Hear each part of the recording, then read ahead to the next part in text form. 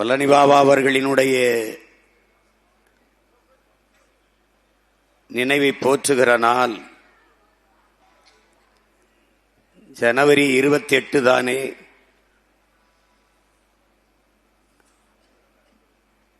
அதை ஏன் பிப்ரவரி 22ஆம் தேதி நடத்த வேண்டும் என்று எண்ணக்கூடும். ஜனவரி 28ஆம் நாள் மட்டுமல்ல,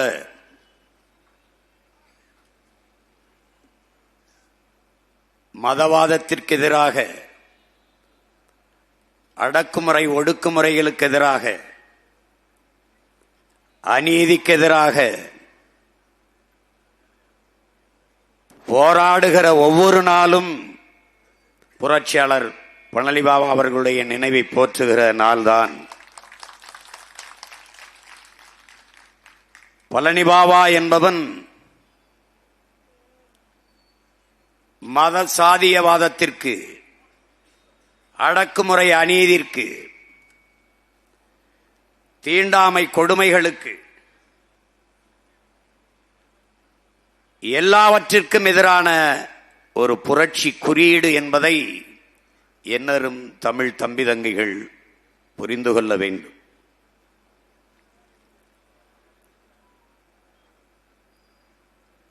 பழனி பாபாவை ஏன் நாம் தமிழர் கட்சி போற்றுகிறதென்றால், அது நாம் தமிழர் கட்சி, அதனாலேயே அந்த புரட்சியாளனை அது போற்றுகிறது.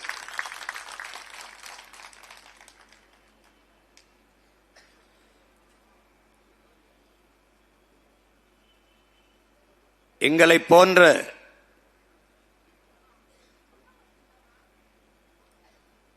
பிள்ளைகளுக்கெல்லாம் முன்னத்தி ஏறாக ஒரு மூத்த வழித்தடமாக இருந்தவன் புனித போராளி அண்ணன் பழனி பாபா அவர்கள். முதலில் அவர் ஏன் புனித போராளி என்பதை எண்ணரும் தம்பி தங்கைகள் அறிந்து கொள்ள வேண்டும்.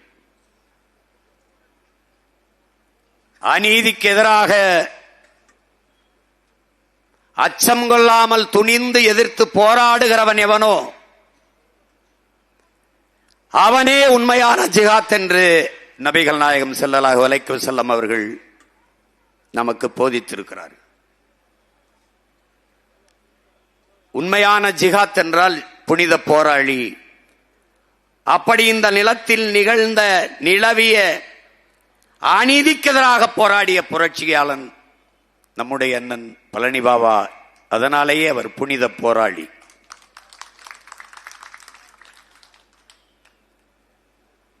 இங்கே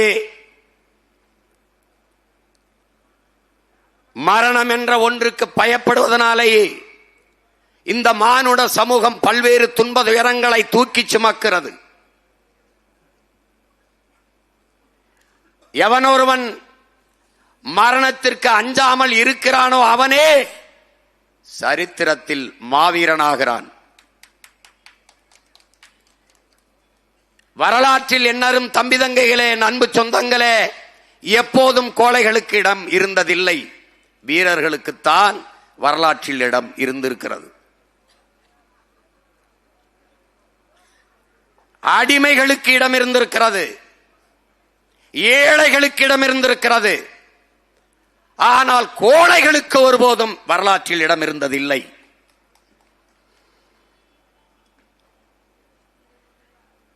மரணத்திற்கு அஞ்சாதவன் எவனோ அவனே வரலாற்றில் மாவீரனாக போற்றப்படுகிறான். சாக பயந்தவன் தரித்திரமாகிறான், சாக துணிந்தவனே சரித்திரமாகிறான். அப்படி சாக துணிந்து நின்று சரித்திரமான சரித்திர நாயகன் நம்முயிர் அண்ணன் பழனி பாபா அவர். எதனாலே அவன் சாக துணிந்து நின்றான்? யாருக்காக நின்றான்? எனக்காக, உங்களுக்காக, நமக்காக. அவனை ஏன் போற்றுகிறோம்? எங்கள் அண்ணன் தடா ரஹீம் அவர்களும் என் அன்பு அண்ணன் ஏர்போர்ட் மூர்த்தி அவர்களும் குறிப்பிட்டார்கள். ஓட்டுக்காக நிற்பவர்கள் பழனி பாபாவை போற்ற மாட்டார்கள், கொண்டாட மாட்டார்கள். நாட்டுக்காக மக்களுக்காக எவர் நிற்கிறாரோ அவர் பழனி பாபாவை போற்றாது போக மாட்டார்கள்.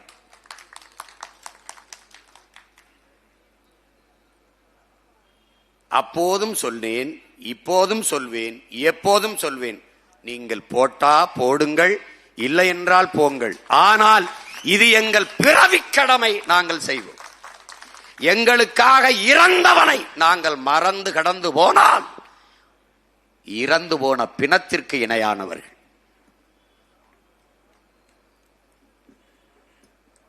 முதலில் அவன் எங்களுக்கு கற்பித்தது அச்சத்தை கைவிட வேண்டும். அதைத்தான் எங்கள் தலைவனும் போதித்தான். அச்சத்தை கைவிடு, இல்லையேல் உன் லட்சியத்தை கைவிடு. பயம் என்பது கோழைகளின் தோழன், அது வீரனுக்கு எதிரி. அதை அஞ்சுவதும் அடிபணிவதும் தமிழன் பரம்பரைக்கே கிடையாது. இதை எங்களுக்குள் புகுத்தியவர் எங்கள் உயிர் அண்ணன் பழனி பாபா அவர்களும் எங்கள் உயிர் தலைவர் மேதகுவே பிரபாகரன் அவர்களும். அவன்தான் என் அன்பு மக்களே இந்த நிலத்தில் சொன்னான், இஸ்லாம் ஒரு மார்க்கம், தூய வழி, ஒரு புனித வழி. மார்க்கம்தான் எங்களிடத்தில் வந்தது. நாங்கள் இங்குதான் இருந்தோம். என்னவாக இருந்தோம்? தமிழர்களாக இருந்தோம். கற்பித்தவன் யார்? அவன்தான். படமாக என் முன்னே இருப்பவன் தான் எங்களுக்கு பாடமாக இருந்தான்.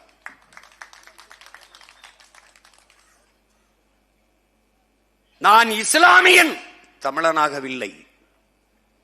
நான் தமிழன், இஸ்லாத்தை ஏற்றிருக்கிறேன். ஓர் இறை, ஏக இறைவன் அல்லாஹ், ஒரே வழி, நபிகளின் மொழி, அதை ஏற்று இஸ்லாத்தை பின்பற்றுகிறேன்.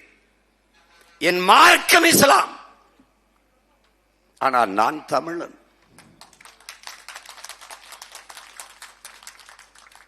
இதை எங்களை போன்ற தமிழ் இளம் தலைமுறைக்கு தத்துவமாக தந்து மறைந்தவன் புரட்சியாளன் பழனி பாபா.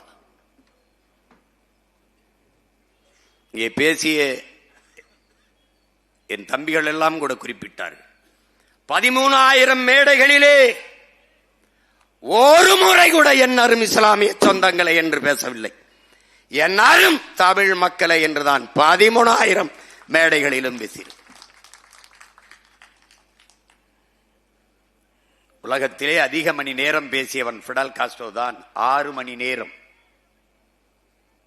இந்த நிலத்தில் தொடர்ந்து 5 மணி நேரம் பேசியவன் உங்கள் முன்னால் நிற்கிற உங்கள் மகன் சீமான் தான்.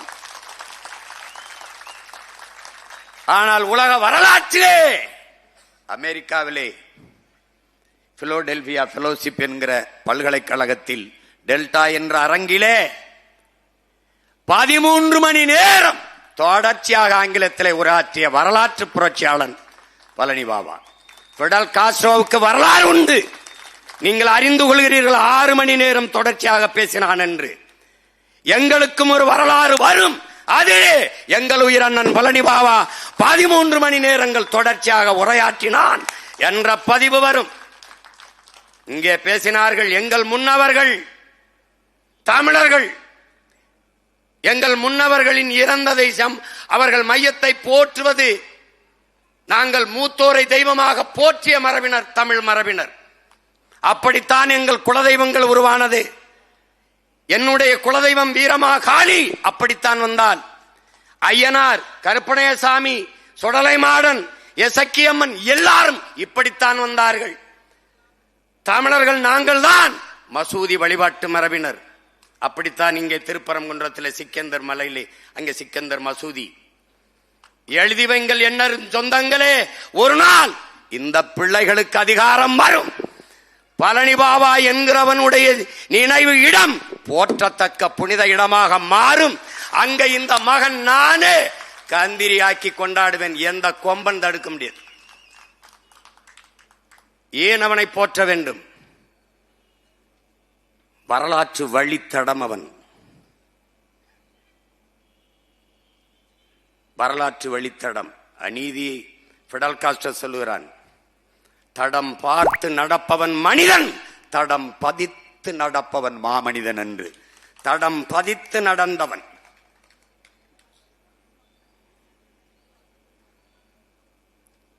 புரட்சியாளர் சேகுவேரா அநீதியை கண்டு அதை பொறுத்துக் கொள்ள முடியாமல் நீ கோபப்படுவாயா, ஆனால் நீனும் என் தோழனே என்கிறான். அப்படி கோபப்பட்ட, ஒடுக்கப்பட்ட, அடித்தளத்தில் அழித்து வைக்கப்பட்டு, தாழ்த்தப்பட்டு, வீழ்த்தப்பட்ட மக்களின் தோழனாக இருந்தவன் புரட்சியாளன் பழனிபாபா அவர்கள். ஒரு இஸ்லாமிய கவிஞன், புரட்சி கவிஞன் எழுதுகிறான், என் வீட்டை இடித்தவன் தடுக்க போராடி என்னை பயங்கரவாதி என்கிறான். என் கண்முன்னே என் தாய் தந்தையரை கொன்றவன், என் அக்காதங்கையை வன்புணர்வு செய்து கொலை செய்தவன் தடுக்க போராடி என்னை தீவிரவாதி என்கிறான். என் கண்முன்னே நாட்டை அழித்து நாசமாக்கியவன் அதை தடுக்க போராடிய என்னையை பயங்கரவாதி என்கிறான். அப்படியே எழுதி வந்து சொல்லுவான். அப்படி பார்த்தால் இந்த தீவிரவாதம், பயங்கரவாதி, தீவிரவாதி என்ற சொல் எவ்வளவு புனிதமானது என்று எழுதினான். அந்த கவிஞன் எழுதிய கவிதைக்கு வடிவமாக வாழ்ந்தவன் நம்முயிர் அண்ணன் பழனிபாபா அவர்கள். அநீதியை எதிர்த்தால் நான் அயோக்கியனா? ஆம், நான் அயோக்கியன். என் இஸ்லாமிய மக்களின் மீது திராவகத்தை வீசுகிற போது தடுக்க நான் போராடினால் தீவிரவாதியா? ஆம், நான் தீவிரவாதி. உரிமை இழந்து நிற்கிற மக்களுக்காக நான் பேசினால் பிரிவினைவாதியா? ஆம், நான் பிரிவினைவாதி. இந்த தேசம் கொடிய சட்டங்களை போட்டு என்னை அடக்கி ஒடுக்குமானால் அதை தகர்ப்பதற்கு நான் போராடினால் தேச துரோகி என்றால் ஆம், நான் தேச துரோகி. அப்படி பார்த்தால் இது எவ்வளவு புனிதமான வார்த்தைகள். நேரடி வழித்தோன்றலாக உங்கள் முன்னால் நிற்கிற மகன் இருக்கிறேன். 130 வழக்கு, 127 முறை சிறை. எனக்கு 230 வழக்குகள். இதில் ஒன்றில்தான் நான் அவருக்கு அண்ணன்.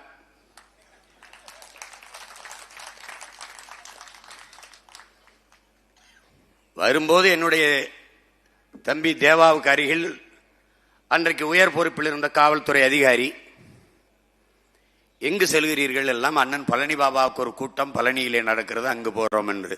அன்னைக்கு பழனிபாபா பேசினது தான் உங்க தலைவர் இன்றைக்கு பேசிக் கொண்டிருக்கிறார் என்று அவர் பதிவு செய்கிறார்.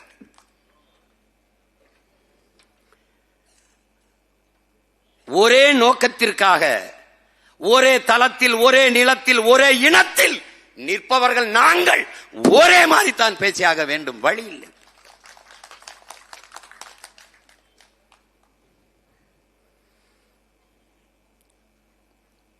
முதலில் என் அன்பு சொந்தங்கள்,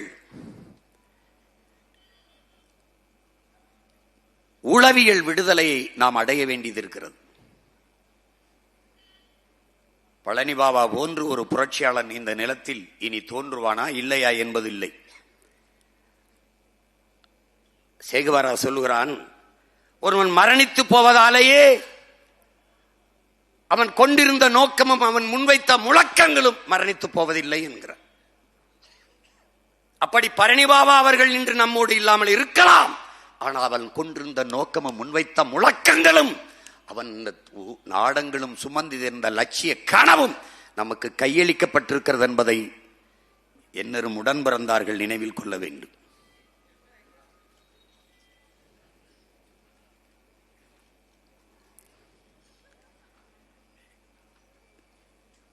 திரும்ப திரும்ப அவர் நம்மிடத்திலே பதிவு செய்கிறார், என்னிலும் இளைய என் தம்பி தங்கைகளுக்கு எதிர்கால இந்த தமிழகத்தை எழுச்சி மிகுந்த ஒரு வலிமை மிக்க வளமையான தமிழ்நாடாக மாற்றி படைக்க காத்திருக்கிற இளைய தலைமுறை புரட்சியாளர்களே, உங்களுக்கு உன் உடன் பிறந்தவன் சொல்லுவேன், முதலில் நீங்கள் உளவியல் நிமிர்வை பெறுங்கள். இஸ்லாமியர்கள், கிறிஸ்தவர்கள் சிறுபான்மை என்ற எண்ணத்தை கைவிடுங்கள். நீங்கள் பெரும்பான்மை தேசிய மக்கள் என்கிற எண்ணம் உங்கள் எல்லோருக்கும் வர வேண்டும். இது உங்கள் நாடு, இது உங்கள் நிலம், இது உங்கள் இனம், நீங்கள் தமிழ் இனம், நாம் தமிழர்கள் என்ற பெருமிதம், திமிர் உங்களுக்கு வர வேண்டும். அந்த திமிரில் ஏற்படும் நம் நிமிர், அதை உள்ளத்தில் கொள்ள வேண்டும். இதைத்தான் தன் வாழ்நாள் முழுமைக்கும் போதித்தார் புரட்சியாளர் பழனி பாபா அவர்கள். சிறுபான்மை என்பது எப்படி, எந்த கணக்கில் நாம் சிறுபான்மை? பழனி பாபா என்கிற புனித போராளியின் நினைவை போற்றுகிற இந்த கூட்டத்தில் இருந்து ஒவ்வொரு இஸ்லாமிய கிறிஸ்தவ பெருமக்களிடத்திலும், தம்பிதங்களிடத்திலும் உங்கள் மகன் எழுப்புகிறேன். இந்த சிறுபான்மை என்கிற மதிப்பீடு எப்படி? யார் சிறுபான்மை? எப்படி சிறுபான்மை? உலகம் முழுமைக்கும் மானுட சமூகத்தை மதத்தை வைத்து கணக்கிடுவது எங்கே நிகழ்ந்திருக்கிறது? எங்கே? எந்த இன வரலாற்றில், எந்த நாட்டின் சரித்திரத்தில் செய்தி உண்டு? யார் பதில் தரப்போகிறார்கள்? உலகெங்கிலும் மொழி வழியேதான் தேசிய இனங்கள், நிலங்கள். ஐரோப்பா முழுமைக்கும் ஒரே மதம் கிறிஸ்தவம், ஒரே சமயம் கிறிஸ்தவம். பிறகு எதற்கு அத்தனை நாடுகள்? எதற்கு நார்வே, எதற்கு சுவிஸ், எதற்கு டென்மார்க், எதற்கு ஜெர்மன், எதற்கு பிரான்ஸ், எதற்கு ஸ்வீடன்? எதற்காக? அவன் மொழி வேறு, என் மொழி வேறு, வழிபாடு வேறு, இறை வேறு, இறை ஒன்று, வழிபாடு வேறு, மொழி இனம் வேறு. வெகு தூரம் செல்ல வேண்டியதில்லை என் உடன் பிறந்தார்களே. இந்திய இந்த நிலப்பரப்பில் இருந்து பாகிஸ்தான் ஏன் பிரிந்தது? மார்க்கம், மதம், சமயம். ஓர் இறை, ஏக இறைவன் அல்லாஹ், ஒரே வழி, நபிகளின் மொழி. பிரிந்தார்கள், சென்றார்கள். பிறகு எதற்காக பாகிஸ்தான் பிறந்தது, பங்களாதேஷ் பிறந்தது, பிரிந்தது? இதுதான் நாங்கள் எழுப்புகிற கேள்வி. முகமது அலி ஜின்னா தலைமையிலே விடுதலை பெற்று சென்ற மக்கள் உருது ஆட்சி மொழி என்றார்கள். டாக்கா பல்கலைக்கழகத்திலே படித்துக் கொண்டிருந்த முஜிபுர் ரஹ்மானும் அவன் நண்பர்களும் எங்கள் மொழி வங்க மொழி என்னானது என்று எழுப்பினார்கள். நன்றாக கவனித்துக் கொள்ளுங்கள் என் உடன் பிறந்தார்களே. மார்க்கம் ஒன்றுதான், இறை ஒன்றுதான். ஆனால் நீ உருது, நான் வங்காளி.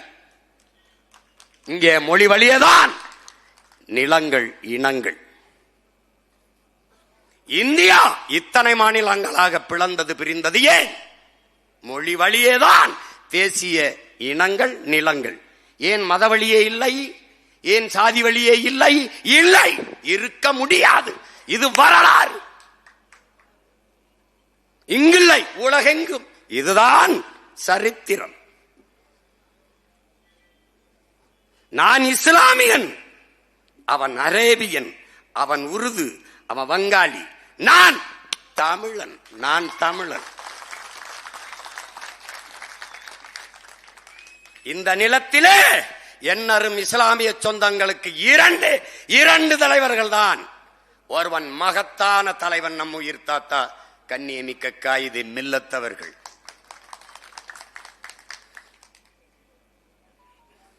அவர் கூட அரசியலில் பதவி இருந்தது. அவர் அரசியல் தலைவராக இருந்தார். இவன் போராளியாக இருந்தான். பழனி பாபா தலைவன் என்பவன் என் உயிர் தம்பி தங்கைகளே மக்களுக்காக போராடுவான். ஒரு புரட்சியாளன் மக்களுக்காக போராடவும் செய்வான், மக்களை போராட தயாரும் செய்வான். அதுதான் பழனி பாபா.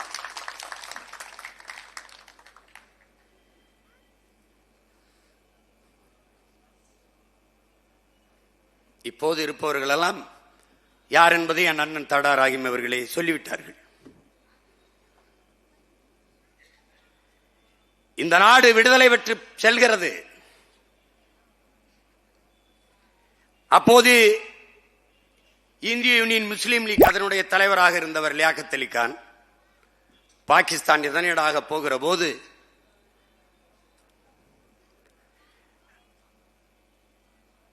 காயிதே மில்லத் அவர்களே, இஸ்மாயில் சாஹிப் அவர்களே, வாருங்கள், நமக்கென்று ஒரு நாடு வந்து விட்டது, வாருங்கள் என்று அழைத்த போது, இல்லை இல்லை, நீங்கள் செல்லுங்கள், நீங்கள் வேண்டுமானால் செல்லுங்கள், இது என் நாடு, என் தாய் நாடு, நான் இங்குதான் இருப்பேன்.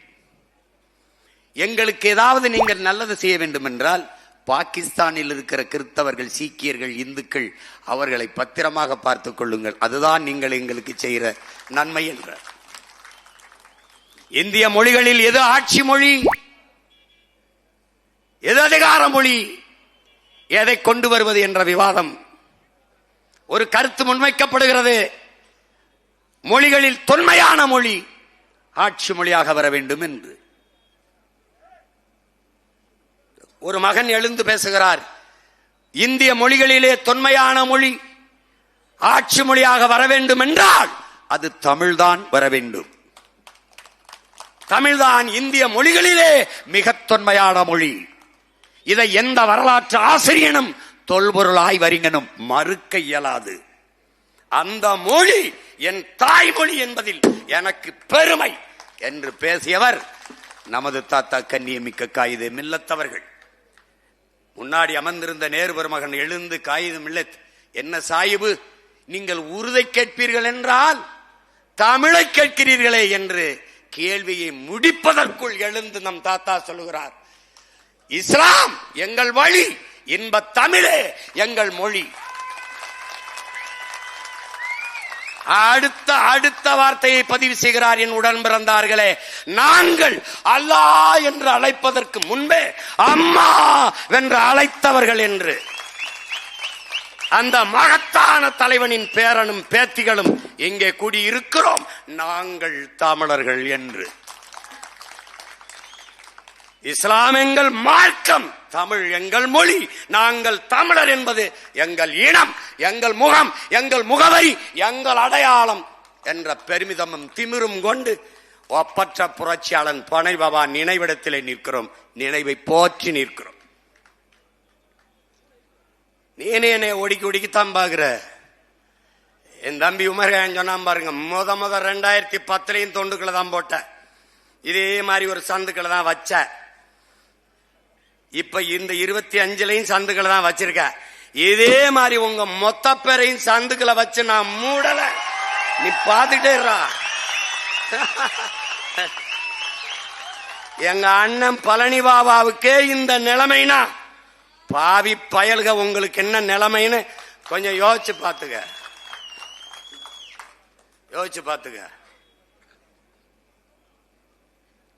அதே கருத்தை, அதே சிந்தனையை இந்த தலைமுறை பிள்ளைகளுக்கு விதைத்தவன் புரட்சியாளர் பழனி பாபா.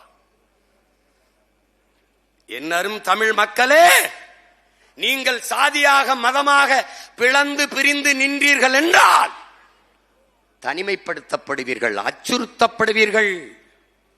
மொழி இனமாக நின்றீர்கள் என்றால் வலிமை பெறுவீர்கள், பாதுகாப்பாக வாழ்வீர்கள் என்றால். அதைத்தான் நாங்கள் செய்து கொண்டிருக்கிறோம். நாம் தமிழர் கட்சி இஸ்லாமியர்களுக்கானதா, இல்லை கிறிஸ்தவர்களுக்கானதா, இல்லை இந்துக்களுக்கானதா, இல்ல பௌத்தர்களுக்கானதா, சமணர்களுக்கானதா, வைணவர்களுக்கானதா? இல்லை, இந்த மண்ணின் மக்கள் எல்லோருக்குமானது நாம் தமிழர் கட்சி. ஏன்?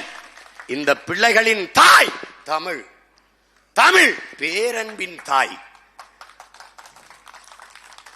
உலக உயிர்களை எல்லாம் ஆரத்தழுவி நேசிப்பவள். இந்த பிள்ளைகள் முன்வைக்கிற அரசியல் எல்லா உயிர்களுக்கும், இந்த கட்சி மண்ணில் வாழும் எல்லா மக்களுக்கும், தலைமை அதிகாரம் எப்போதும் தமிழர்களுக்கு. இதுதான் எங்கள் கோட்பாடு. புல்லுக்கு பூண்டுக்கு நாய்க்கு நரிக்கு ஆட்டுக்கு மாட்டுக்கு கோழிக்கு யானைக்கு புலிக்கு சிங்கத்துக்கு கரடிக்கு செடிக்கு கொடிக்கு மரத்திற்கு எல்லாவற்றுக்கும் அரசியல். இதுதான் உங்கள் பிள்ளைகள் நாங்கள் எடுக்கிற உயிர்மை நேய அரசியல், உலகத்தின் மிக உயர்ந்த அரசியல். கோட்பாட்டை முன்வைக்கிற ஆளுகள் சின்னவர்கள், ஆனால் வேலையை ரொம்ப சீரியஸாக செய்வோம்.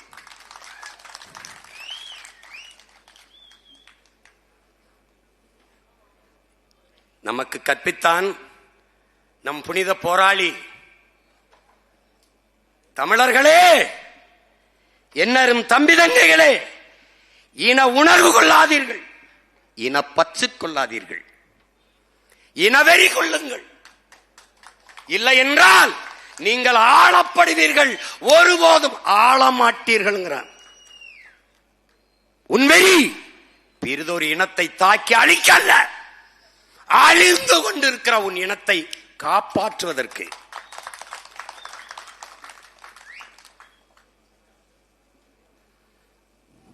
அவன் சாதாரண ஆள் நினைக்காத. இஸ்லாமியர்களுக்காக வந்தவன், இஸ்லாமியர்களுக்காக போரான் நினைக்க. ஒட்டுமொத்த தமிழ் சமூகத்துக்கான தமிழ் தேசிய போராளி, புரட்சியாளன். இங்கே பேசிய தம்பியில் சொல்றாங்களே, ஐயா ராஜீவ் காந்தி அவர்கள் மரணத்திற்கு பிறகு விடுதலை புலிகள் LTT என்ற வார்த்தையை உச்சரிக்க பயந்த காலத்தில் உறக்க சொன்னவன் நான் பிரபாகரனை ஆதரிக்கிறேன், விடுதலை புலிகளை ஆதரிக்கிறேன் என்று. அவன் ஒரு சமத்துவ நாயகன், சாமானியர்களின் பக்கம் என்ற சாதனையாளன். அவன் ஈரோட்டிலே தாழ்த்தப்பட்ட மக்கள், கிறிஸ்தவ மதத்தை தழுவிய தாழ்த்தப்பட்ட மக்கள் கோயிலுக்குள்ளே சென்று வழிபட முடியவில்லை, தேவாலயத்துக்குள் சென்று. தீண்டாமை.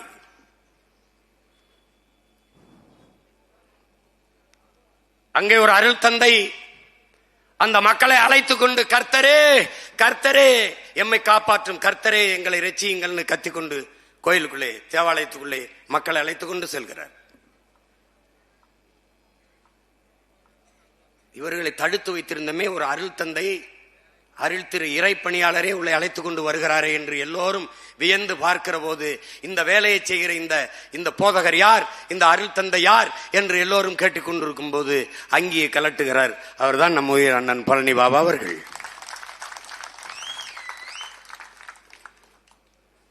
அவரை போல அந்த நேரத்தில் சிந்திக்கிற அறிவு கொண்டவன் கவனம் இல்லை.